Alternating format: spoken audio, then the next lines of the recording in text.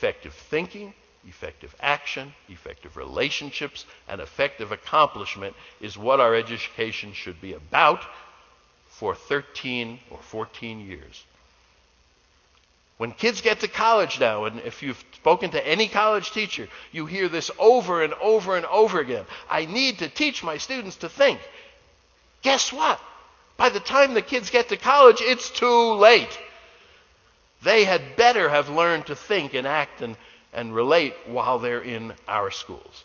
So the new basics are not the math, language, science, and social studies, but the effective thinking, action, relationships, and accomplishment. And once those things are established, then our kids can follow their passions. And they can follow their passions while they're establishing those things. I'm not saying, again, that certain aspects of math or English or science or social studies don't need to be learned. They do.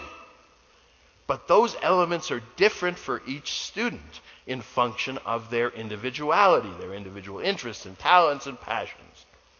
So we have this thing that I'm proposing, I'm writing a book about it, called the Uplift curriculum. Hey, he's promoting a book. And I hope you all read it. The Uplift curriculum, assuming it ever gets written, of course. Effective thinking, action, relationships. Now you can expand that. And what you discover is that there's a whole lot in there that we don't teach in school today. Because of all the things that are listed under those topics, critical thinking, mathematical, scientific, creative, problem-solving, design, systems, judgment, or relationships, communication, collaboration, but also empathy and ethics and politics and citizenship. Of all of those things, we teach very few. We teach a few that are in green there.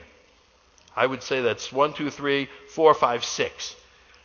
The rest of it is in the world. Kids learn it. We learn it here and there, but we don't teach it. This goes beyond the 4 C's. The 4 C's, again, critical thinking and creative thinking and communication and collaboration. That's just a piece. Those are pieces. They're underlying pieces. They're important pieces. They're key pieces, but they're not the whole picture. And then the technology comes in as a foundation for all of these things.